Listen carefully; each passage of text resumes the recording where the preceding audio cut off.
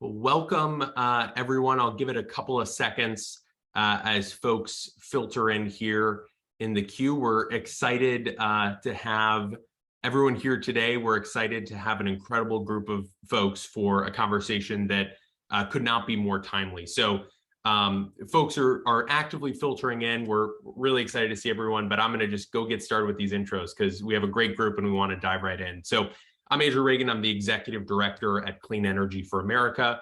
We're a nationwide network of clean energy workers dedicated to advancing the policies for a swift, equitable, and just decarbonization of the clean energy, of the energy economy in the United States.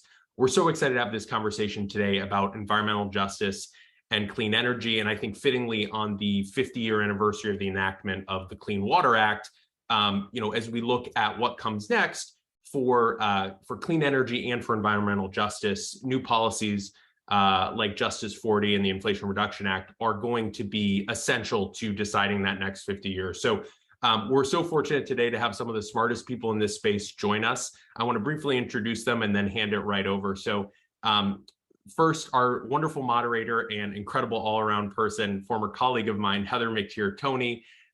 She was elected at age 27. As the first African-American, first female, and youngest mayor of Greenville, Mississippi. In 2014 to 2017, she served as an EPA regional administrator in the Obama administration, and she now works at the Environmental Defense Fund. I've missed about 50 things that she does, but she is incredible. We're also joined by Davida Herzl, the CEO of Aclima. She's the co-founder and CEO there, where she leads a diverse team pioneering an entirely new way to diagnose the health of our air and track climate-changing pollution at a block-by-block level. Penultimately, Yesenia Rivera, Solstice's executive director. She's a community organizer with years of experience working with frontline and under-resourced communities with a passion for energy justice. Her experience growing up in Puerto Rico and firsthand knowledge of energy insecurities led her to work in solar adoption and eliminate barriers faced when accessing clean and affordable energy. And finally, last but not least, Javier Rua. He's a former Puerto Rican public servant and regulator, initially serving as the Deputy Secretary of the Puerto Rico Department of National Environmental Resources and chairman of the Commonwealth's Environmental Quality Board. And today he focuses on solar and storage energy issues and policies as the Chief Regulatory and Policy Affairs Officer at SESAPR, the Solar and Energy Storage Association of Puerto Rico. So I don't want to waste any more time. I want to turn it directly over to Heather McTier-Toney to get us started. So thanks so much for joining this discussion. And Heather, thank you for being here. Thanks so much. It's great to be here and great to be with so many wonderful folks who are doing this work. And thank you for joining us today.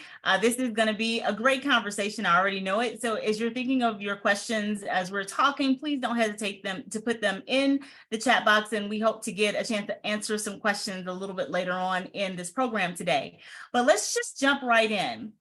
We are talking about the Justice 40 initiative, clean energy opportunities that we have to really push forward and be catalysts of change when it comes to clean energy and the clean energy revolution, especially among marginalized and low-income, moderate communities, and oftentimes communities that have not received the benefit of energy efficiency or clean energy measures. And I thought it would be great to just talk about what is Justice 40? What is this idea that we keep repeating over and over again and we hear so often, but what does it actually mean? And I think it's a great question and a great starting place because the Justice 40 initiative is an executive order that was signed by President Biden in 2021 that established the need for overall benefits and 40% of the overall benefits of federal investments actually going to disadvantaged communities that are underserved, communities that have long been marginalized and have been overburdened by pollution.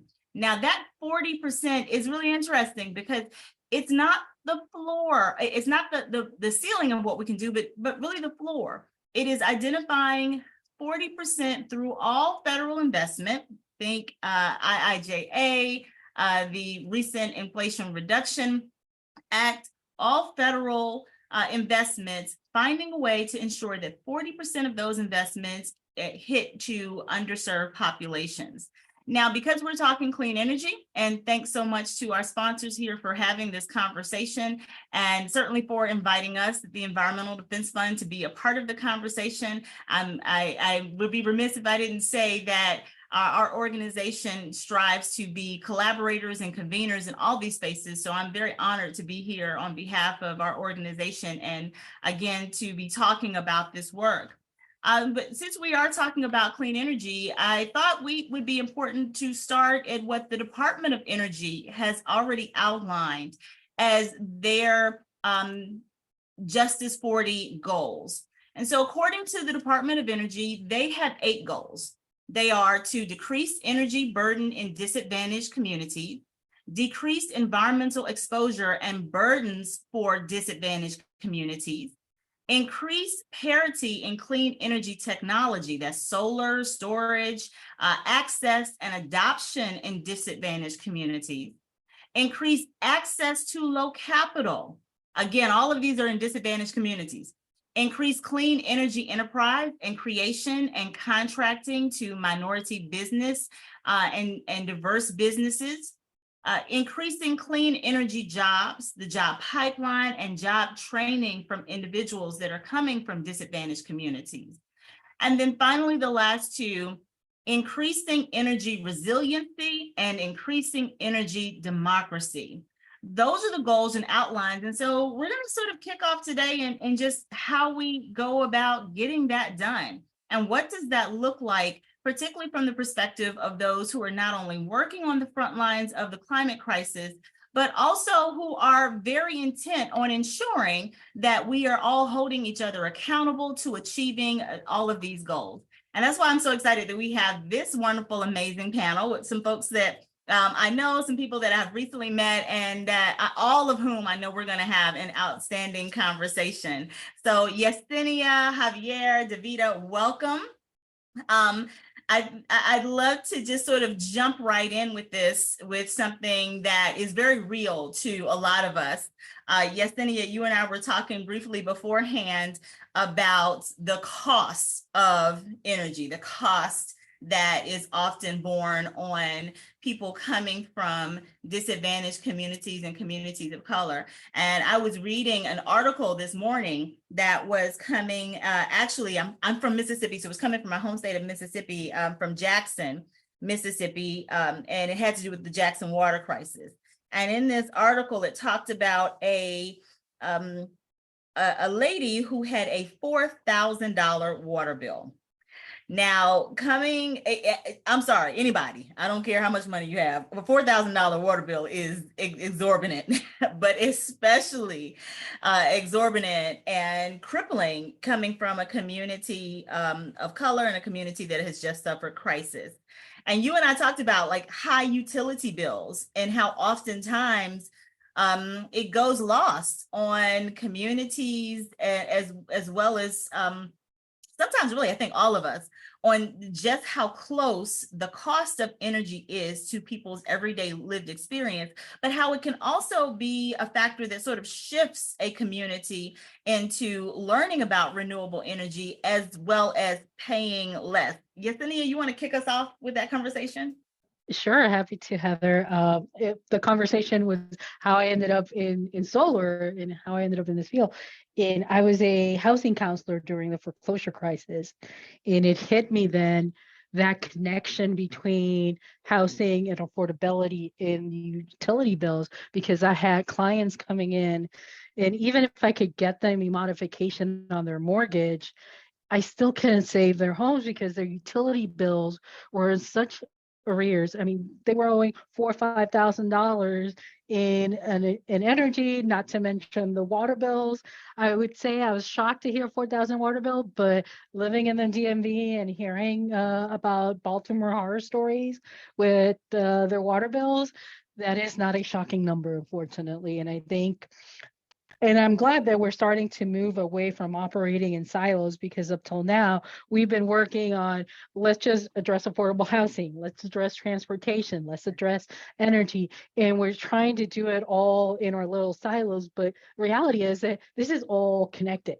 Like we can't pick and choose which one of these problems we're going to fix, because we're just putting our finger on the drip and we're not actually fixing the whole thing. The boat is still sinking. So we have to address it as a whole. In utility bills, people are spending, especially low to moderate income families, they can spend up to 30% of their monthly income on bills, on their utility bills. How is that affordable? How is that supposed to help their cost of living? And that's why a lot of these communities are starting to look into clean energy as a way to tackle that affordability issue.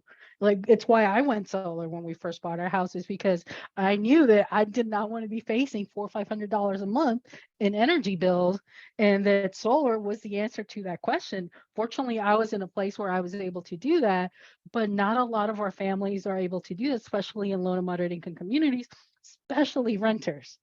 They do not have access to rooftop solar. How are we supposed to help them tackle their bills if if they don't own their roofs, or they can't access rooftop solar, community solar? But we need to work on making sure that's accessible to everyone.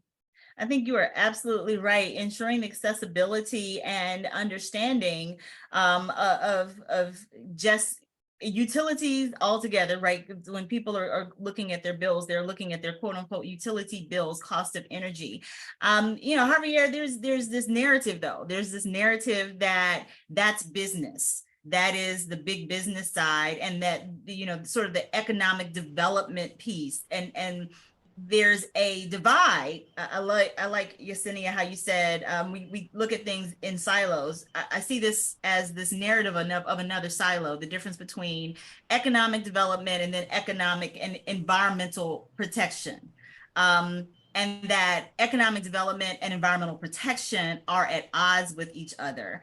Javier, I want to hear what you think about that and what you say to that. And then also, Davida, I know you're working in this space as well, and often see that line that is crossed as well as meshed almost between economic development and environmental protection. I invite both of you to tell us what you think about that. Javier? Yeah, thanks for that. I always say that's a false choice, false dichotomy. You can't have economy unless you have ecology. You have to be alive to work. You have to be healthy to work. You need a basic, sustainable environment to meet your basic needs. So it's a false dichotomy, and that's exactly what sustainable development is. It's just making sure that development is aligned with right policies on environmental protection and conservation. But back to your going back to economy and costs and prices. Yesenia was talking about the exorbitant prices that we've seen, and you mentioned that too in Puerto Rico. The cost of the grid is, it went up to 33 cents per kilowatt hour, which is incredibly high. But even that is not our main narrative. In Puerto Rico, the cost is really basically what is the cost of human life. And nobody, it's hard to sometimes bring discussions to this point, but we saw it firsthand. After Hurricane Maria, over 3,000 Puerto Ricans died because of lack of basic energy to refrigerate their food, their medicines, etc. So then the whole narrative of what something costs becomes irrelevant compared to that. But in any case, the economics pencil out anyways for sustainable development. So it's a win-win. In Puerto Rico, you have an expensive grid that doesn't work. So solar and storage pencils out. But it pencils out for people that have credit scores of 640 and above. So what happens to those that don't? So our call and our policy, call is that all available help, federal funds or private foundation funds or whatever, Justice 40 initiative funds are directed to those that cannot, that are outside of the market, right? And you mentioned the Justice 40 initiative. For us, that has a really, really, really clear meaning. I mean, before the current administration, it was disdain for Puerto Rico. It was disdain. It was obstacles. It was, at best, lip service. But under the current administration, since the election, everything changed. And now we have specific policies as Justice 40, specific laws like the IRA, and even the Secretary of Energy just confirmed to come down to Puerto Rico in November for our conference here to talk about these things, our CESA conference. So it's not abstract. We're seeing a turnaround of goodwill, but there's a lot of work to do to land things for Puerto Rico, because you talk about communities that are forgotten. If Puerto Rico is not specifically mentioned somewhere, it will be forgotten, and the other territories too. So that's why policies like the policies in the IRA have to be really landed in Treasury and EPA guidance documents so that we're not forgotten. And so that's my call to the players out there to keep fighting for us. Javier, I'm going to put a pin in that because we are going to come back to that point. I think that is an outstanding call of action that we need to remind ourselves of several times. And I want to come back to that. But before we do, forgive me because I got so excited about this conversation. I failed to have you all say what you do in the spaces that you're in. And so Javier, would you please just tell all of our listeners what you do and where you're working? And then Davida, I am coming right to you to do same. And then Yesenia, I'm gonna come back to you in just a second with another question. But Javier, could you share with us? Super quickly, I run the policy at CESA. CESA is the Solar and Energy Storage Association of Puerto Rico. We're the local, we're the trade association of the companies that do business in all-scale solar and all-scale storage. We're the local SIA affiliate. So that's what we do. Before, I used to run policy for Sunrun in Puerto Rico. And before that, I was a public official and attorney. But that's what I do. Javier, you sound like me, a recovering politician. I love it. Davida, first of all, it's wonderful to see you again, Davida. And can you share with our listeners and our audience what you're doing, the organization that you represent? And then I have a question to follow up for you. Yeah, no, I actually have been sort of eager to jump in, and there's so many great things that people have brought up, so it can help connect some dots from our view. So I'm Davida Herzl, and I'm CEO and co-founder of a company called Aclima. Over the last decade or so, we've been solving a really difficult technical challenge around how you measure air pollution, greenhouse gases, and toxics at the hyperlocal scale. So currently, we're able to measure air pollution and all of those different pollutants that I mentioned, block by block, and at the scale of entire cities and states. And we integrate that with contextual data, so things like poverty and race and land use, so that we really get a complete picture of this sort of intersection, right, of pollution and even things like economic access. I mean, one of the things that I was just going to mention is that when it comes to how we think about Justice 40, it truly is a catalyst, not just for cleaning up and really transforming our communities, but there's an economic dimension to this as well. So, in we are currently working with the state of New York. Our data is helping them implement the CLCPA, which is the Climate Leadership and Community Protection Act. And as we launched that work, we partnered with an organization called Block Power on a major workforce development effort that they've been developing in partnership with the city of New York to hire people from underserved and at-risk communities and bring them into the climate economy. So much, our company is based in Silicon Valley, but one of the things you see is that we're not really talking about, how the clean energy economy can fundamentally transform and create more equitable economic conditions in communities that have historically been underserved. So we bring them into full-time jobs with benefits, and they become champions of this work and really advocates for the kind of transformation that needs to happen in communities across the country. And I think there's just a lot of things like that, Heather, that, as practitioners and a community of practitioners, we need to be thinking about Justice 40 across every dimension of our work, not just those federal dollars, but how are we as practitioners helping to really extend and amplify those benefits. Absolutely. That leveraging of the dollar, I think, is absolutely what Javier was pointing to, and even Yesenia, one of the points that you made from the community organizing perspective.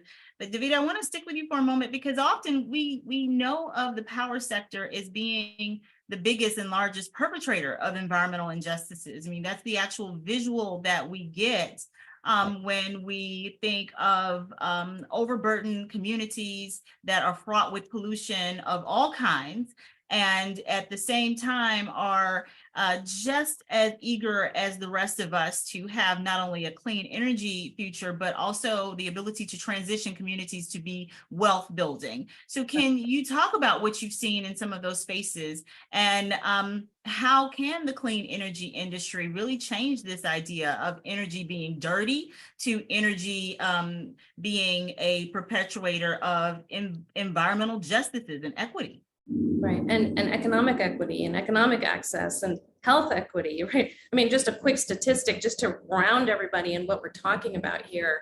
Acoma generates, this block by block pollution data, and we just recently launched a study where we analyzed all of the data that we had generated across the entire Bay Area, all 101 municipalities, all blocks across those municipalities.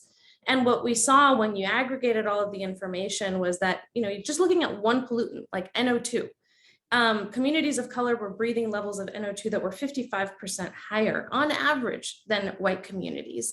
And so what does that mean? That means that if I'm my kids are in school and, they're getting, they have asthma because of all of this exposure to NO2 and other kinds of things that hold them back, it means that they're missing school, they're missing the opportunities to really create that foundation for an economically just and economic access as they go through that cycle. And so it starts with fundamentally sort of ensuring that we all sort of have access to clean air. But the way in which we do that and actually invest in clean energy in communities and ensure that those opportunities are there is also a job creation and entrepreneurial opportunity for those communities to build their own wealth, to build their own foundations for the economies of their communities. One of the partnerships that we're engaged with is the Upside Tech Alliance, which is a coalition of 4 companies that have come together. We're all sort of aligned around a social mission and a desire to really serve and support the communities that we came from and that we care about and we think are critical in this journey, and ensuring that we're increasing access and increasing opportunities for bringing in those investments into those communities. We're partnered with Donnell Baird, for example, who is focused squarely on decarbonizing buildings that were left behind and not prioritized sort of during the last cycle of sort of greening of buildings. We're working with Bitwise, who's investing heavily in ensuring that those communities have access to opportunities in tech training so that they're ready for the jobs of the future. And, if you look at the amount of jobs that IRA is going to require, the workforce that IRA is going to require for implementation, we don't have that workforce. This is an opportunity to really bring those skills and opportunities into those communities. So Yesenia, you do that in your work, connecting those dots and removing the barriers of what we've just been talking about in terms of social and economic equity and clean energy. Tell us about your work, and then tell us about what you've seen in your work that can help make better decisions on how we not only utilize Justice 40, but really remove those barriers long term. Sure. Thanks, Heather. So I'm the Executive Director of Solstice Initiative, soon to be Energy Allies. And we are trying to revolutionize this energy system by centering communities, listening to these communities, and taking their lead when it comes to clean energy policy, when it comes to solar and clean energy development, and let them take the lead. And I think that's what we need to do if we are going to address this problem between our energy system and its extractive nature and the damage it has been causing in frontline and BIPOC communities, is start listening to these communities. They have a lot to say. They have a lot invested because at the end of the day, they're the ones paying the price, whether it is in their bills or it is in their health, like Davida was mentioning, with all the pollution. They're the ones that are paying that bill. They're the ones bearing the burden of this extractive energy system, and we need to listen and learn from them and take their lead when it comes to developing clean energy projects. We're working with a group in Boston, the community in Boston, in the Rochester, Dorchester, Roxbury, Mattapan. Apologies for bumbling that. And they're really excited about community solar development. We've been working with them for over a year now. This summer, they decided they wanted to develop their own project. They wanted to own community solar, but do it in a way that helps the community build wealth. And of course, it's always a tricky thing, especially before July when the IRA was signed. We're like, how are we going to do this without impact investing, without tax equity flip? Thankfully, the IRA was signed, and now they're even more excited that there are incentives on the books that they can access as a community and build a project in a way that not only reduces their bill, but starts that generational wealth building, that closes that gap in intergenerational wealth. They're looking at workforce development. They're looking at where do they site this project that it benefits the community as a whole, not just let's just put solar on some roof and call it a day, but how do we do this in a smart way that helps the entire community? And I think that's what we need to do, is listen to these communities and take their lead. Javier, what have you seen on this in Puerto Rico? Well, I'll take on the last point that Yesenia brought, and I like to emphasize the IRA. The IRA is awesome, but one thing that Puerto Rico has never had and still doesn't have under the IRA is a direct ITC for the people. It was there in the House version of the Build Back Better. It was stripped out. It was stripped out by the Senate. It was a refundable version, but there was something there. But what do we have? We have some language in there that there's an ITC direct pay for nonprofits and local governments and tribes. It doesn't say Puerto Rico, but I hope Treasury puts Puerto Rico there in the regulations, because that language seems to be broad enough to allow for that. And we have to have 4 eyes on that text for that to happen. But yeah, I mean, as Yesenia mentioned, the will of the people is critical. Puerto Rico's will was expressed by law after Hurricane Maria. Act 17 of 2019, it's our Green New Deal. We set out on a path to 100% renewables by 2050, 40% by 2050. We're still at 4. So it's aspirational, but we have, unthinkable amounts of theoretical money flowing out there after Maria that hasn't flowed. Even with the help of the current administration, it's still difficult to leverage. It's bureaucratic on the public and private side. It's bureaucratic everywhere.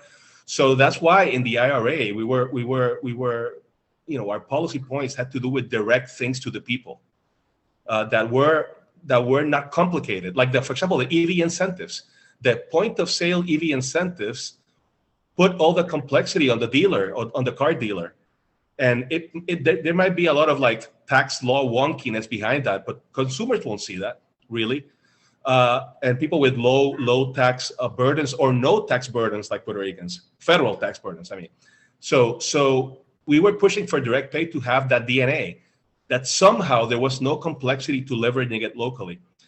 We didn't win, but we trust that the administration via Treasury and EPA will get some things that will actually happen, because if it becomes a paper trail and a compliance trail, it could evaporate. And we see the goodwill, we see the sense of urgency to get it done, but we have to get it done. If you were just joining us or been listening into this conversation, which has been a phenomenal conversation thus far, we are having this talk among definite noted climate leaders in this space of clean energy and clean energy justice and practitioners. I invite you to drop questions in the chat, because we're going to come to this question and answer portion here in just a moment.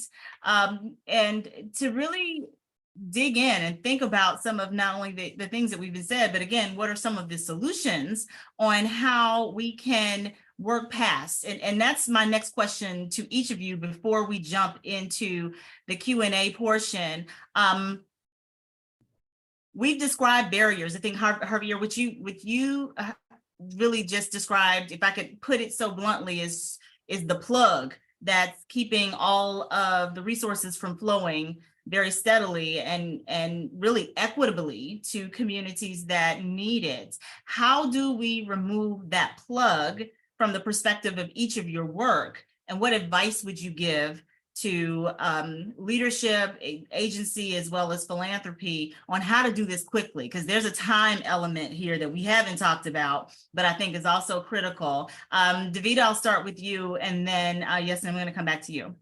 Yeah, no, happy to kind of talk about what we're doing to get at exactly what Javier was saying, because when we engage with communities and community leaders, what Javier just mentioned is the single biggest concern that we hear over and over, right? That there's a history of these funds not getting to the communities that were intended, and that the process gets so bureaucratic that, you know, there's a paper trail, and then, you know, at the end of the day, you still don't have solutions to the problems. And so what I can talk about what we're doing. So we see ourselves as sort of part of a larger ecosystem. And, you know, one of the things that we've been doing is actually working to, you know, develop playbooks for community groups and with community groups in partnership, identifying the major opportunities in the IRA so that, for example, our data is a catalyst towards bringing in a lot more money. And so those playbooks that we're developing, we can be used to apply for everything from, you know, DOT grants for reconnecting communities to actually address some of the historical injustices associated with our roadway and transportation infrastructure, to DOE grants and EPA grants, because we want our data to really support, you know, again, be a catalyst and support that process. The other thing that we've done is we've actually set up a fund, a philanthropic fund, that invests in capacity in those organizations that we're partnering with, so that as we're working together to develop these playbooks, they're able to hire the people to do what they need to do to bring those resources in and do that advocacy. So again, really taking the sort of mindset of we're here as a partner, an investor in the community, and really a partner in helping to bring in all of those dollars, because at the end of the day, right, that's what we want. I don't want to see the levels of pollution that we see in our data. They don't want to see those levels of pollution. We have to really partner together with communities, have help and support, and really put them, respect their wishes and their lead, but ensure that we're bringing the resources to support that process. So that's kind of one of the things that we're doing, Heather, to bridge that gap. And it's a huge gap. Yeah, you're right. It is a huge gap. Yesenia, how do we move that roadblock? I think Davida hit it, and then the capacity building is key. If you have ever applied or received a federal grant, you know the amount of work that's involved in just administrating those funds. I mean, as an organization that is handling one of those grants right now, I can tell you it is not easy. It costs organizations like ours money to just opt to run these funds. You have to have matching funds for most of these. And that is not something that a lot of the frontline groups, that a lot of the CBOs that are doing the work directly with the community have the capacity to access, because they don't have the staff time or the resources to handle these grants. And we need to do better. There's a lot of bigger nonprofits out there right now that are trying to address and bring down that gap in terms of addressing the capacity, like Davida said, addressing the financial resources that some of these organizations need in order to match these funds. But I think on the federal side, we need to make it easier for communities to access these funds. We need to cut down a lot of that bureaucratic tape. I know it's important to safeguard taxpayer money, but at the same time, sometimes these funds are just sitting there. I mean, the funds from Hurricane Maria, it's been 5 years now, $11 billion, and it's just sitting there.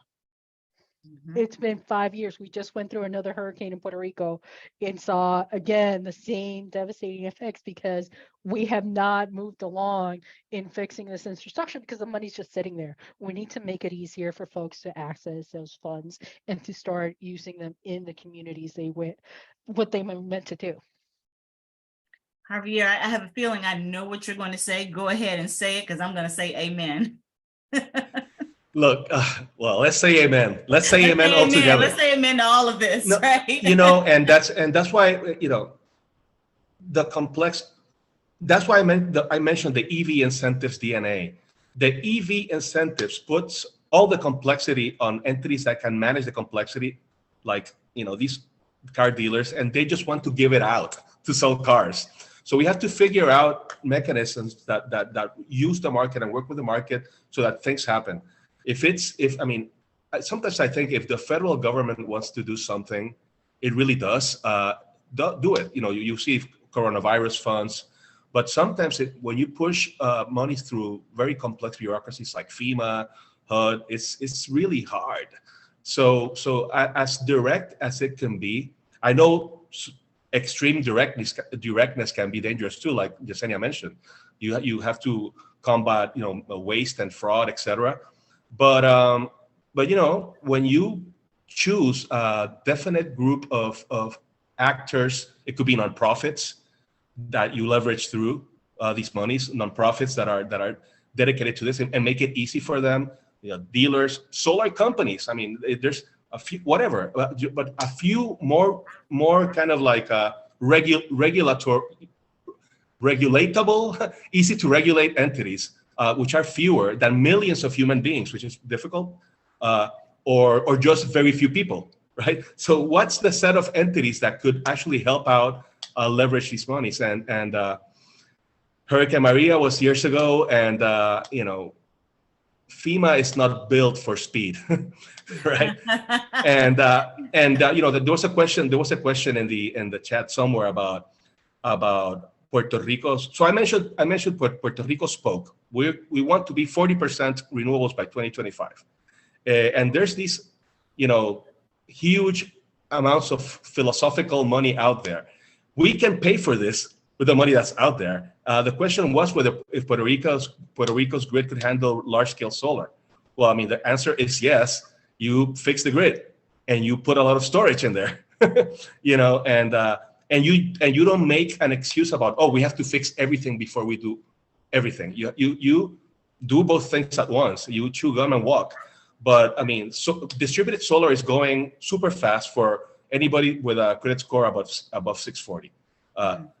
Let's put incentives on those that cannot afford it below that. And also some commercial actors are hard to finance in Puerto Rico, but also put money in building the bottom-up grid. Fix distribution, keep going up to substations, and fix the interconnection points for large scale, and put storage everywhere. That's Puerto Rico law, and that's Puerto Rico's IRP. But then you have a very fragmented local ecosystem making different decisions and saying different things that are not. I mean, that then the federal government is confused about what Puerto Rico wants. But if Puerto Rico spoke by law, then let's just comply with Puerto Rico law with federal money. I think that is an excellent way to segue into some of these questions, one that you've already answered, Javier, but there's one here that I think really continues sort of this conversation. And Davida, I'd love if you would tackle this first, and then let's sort of go around here. The question is, do you have thoughts on how to reach out to disadvantaged communities to get their thoughts on placement of emerging technologies like direct air capture in their communities when the technology itself may be years away? And I'm going to add something to that question. And if there may be conflict in the community about the acceptance of that particular technology. So giving you all the hard stuff, Davida, and then going to follow right behind you with Yesenia and Javier. I mean, you had to give me that particular technology. Right, I had to give you that question. Yeah. Well, I mean, I think, I think that Justice 40 demands that the private sector engage with communities and their impacts and potential benefits in a very different model that has to be place-based, that has to consider those impacts. Acoma transitioned to a public benefit corporation because one of the things that we knew is that this isn't just about profit maximization, it's also about benefit maximization, and that we need to really consider that in everything we do. I think, unfortunately, for a lot of the carbon capture work that's happening, a lot of it is being heavily funded by Silicon Valley venture capitalists who haven't engaged with communities, who don't understand, why there is such a big concern. If you live on the front line and you have that lived experience of breathing in pollution and having it impact your entire family, what does that mean?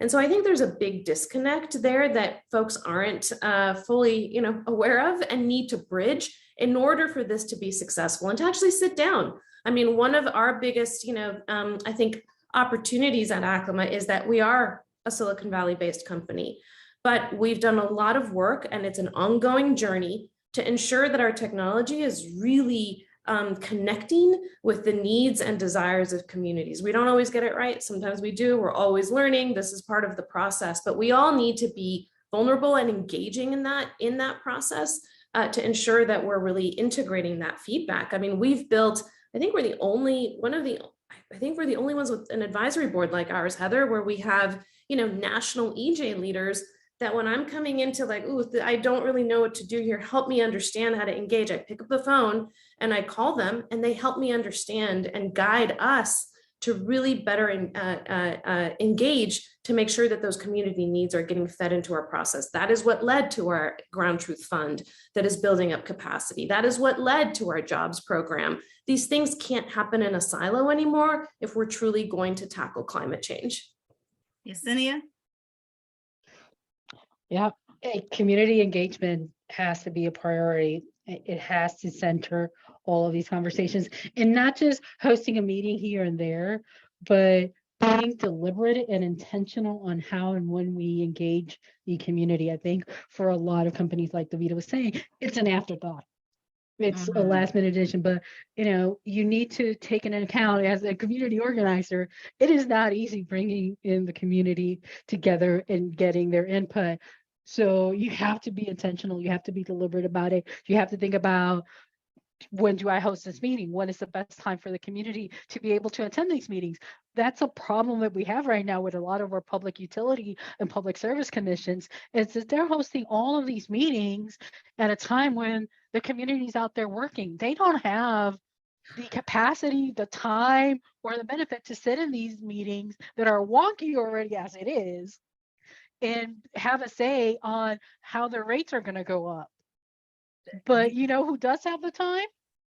The investors, the utility, they have the time to sit in those meetings and influence those decisions. But the ones that are paid for that is the community. So we need to be deliberate. We need to be intentional and think about when and how easy do we make it for communities to attend? Do we need to have vouchers for them to take public transportation? Do we need to offer childcare? Do we need to host it during the day, in the evening, on the weekends? When do we need to host it so the community is actually there? And I think before we start any project, we need to engage the community first, because that's when you get that opposition. That's when you get that fight back, is because nobody cared to ask the community what their thoughts were. And then all of a sudden it's like you have communities opposing these projects because nobody told them what was happening. They just said, hey, this is what you're getting. Of course they're going to oppose it because you didn't take the time to sit down and talk to them. So let's be intentional and deliberate about community engagement and truly engage the community, not just say we hosted a meeting for the sake of hosting a meeting, but actually how do we get the community there? Whether it is knocking on doors, how do we make it easy for the community to actually be in that room and be part of those decisions? You're speaking my love language. It is the epitome of having that meeting at 10 o'clock in the morning when everybody is at work or everybody is on their way to work, not taking into account all of those touch points that you just identified. I think you answered one of the questions, was how does Justice 40 provide coordination between the different nonprofits and community organizations that are working to advance environmental justice in the frontline communities? because that's an opportunity to achieve better results if the actions are aligned. That was a question which you just beautifully answered, because that's how you do it, right? It is authentic community engagement. It is taking this moment to really and genuinely connect with members of the community, and to realize we have to do this in a very comprehensive way. It's not going to be all the same way for the community. It could be multifaceted, including everything from using social media to tell people about when and where you're going to come and visit, or you have to have this conversation, or going to those places as you just outlined. My next question, though, sort of builds off of that, which is, the question is after have spoken about the needs to work beyond these silos, which I think all three of you have described in some way, can any of you talk more about how you work through challenges in data and operability to ensure that the data from technologies lead to specific changes in a community that are appropriate to their needs, rather than a means determined set of solutions? And Javier, I'm going to come to you first for this. I think it also sort of weaves into one of the other questions that has to do with equity analysis. And I think about the operability of that in terms of how we're assessing it beyond just demographics. How do we ensure that, as this question outlines, we're actually meeting the needs rather than the other way around? Javier? Yeah, data is critical. So I'm going to touch on some data points. Before Hurricane Maria, there were about 9,000 solar customers in Puerto Rico. Basically, zero had batteries, zero had storage. It was just a net metering operation. I was one of them, and very few had it, 9,000 people. Then Maria happened, 3,000 people died. Those that didn't die suffered, which all of us. And even, I mean, people with generators spent a lot of money on fuel. In my case, it was like $3,000 and I was one of the lucky ones. I was a month and a half without power, and it was $3,000 in fuel. So 9,000 systems before Hurricane Maria, 2017.